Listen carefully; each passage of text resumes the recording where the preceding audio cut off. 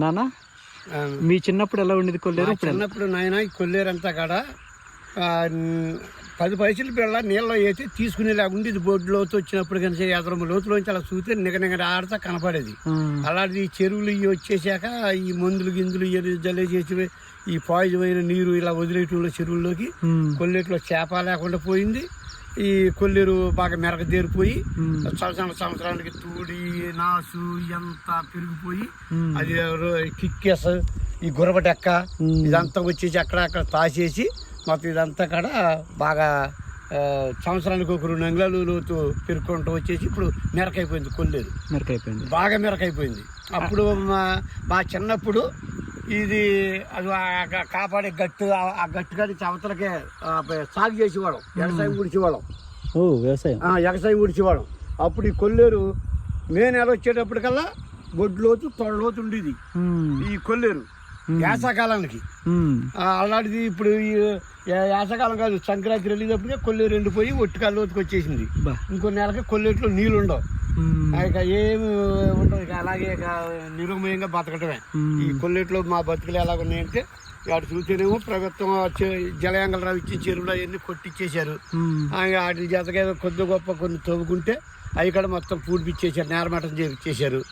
ఇక ఎలా బతకాలన్నది ఏం లేదు. ఇక కొల్లేట్లో అలాగే నీళ్ళు ఉన్నప్పుడు, నీళ్ళు పడ్డప్పుడు మామూలు ఒగ్గుకుని వల్ల కట్టుకుని ఆటాడుకుని ఆ ఆటగాళ్ళు ఆ లైసెన్సుల మీద ఆ ఆటగాళ్ళు వెళ్ళి ఇక తెచ్చి చేప జాల తెచ్చుకుని అవి కొంత ఏలూరు ఎట్టుకెళ్ళి అవి అమ్ముకి తెచ్చుకుని ఏదో జీవనోపాయం చేయటం తప్ప ఇప్పుడు ఇక ఎవరో కూడా సంపాదించింది ఏం లేదు. అంతకుముందు ఇప్పుడు జలయాంగలరావు గారు ఇచ్చిన చెరువులు ఉన్నప్పుడు అయితే కదా అందరూ తల్లి పిల్ల అనుకోకుండా అందరూ కనుక 4 ఏళ్ళు లోనికి వెళ్ళి శుభ్రంగా తిని బతికేవాళ్ళం.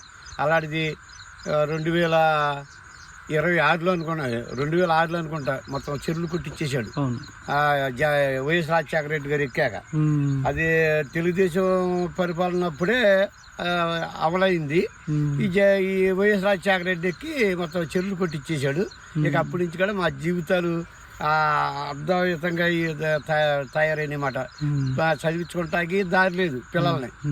అయ్యా మాకు ఇలా ఉంది మా బతుకులు, మరి ఎలా బతుకుతామనేది కూడా మాకే అర్థం కాదు. మా వరకు మేము ఇలా ఎలా బతుకుతున్నాం, మరి మా పిల్లలు కాదు చదువుకుంటున్నారు అనుకుంటే ఆ చదువుకునే వాళ్ళకి జీవనోపాయం చేయడానికి ఇక్కడ ఏమి లేదు. భావితరాలు ఏం లేదు.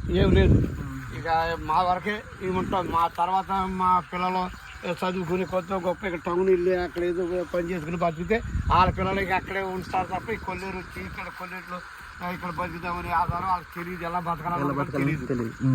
అది అలా ఉందన్న బాబు.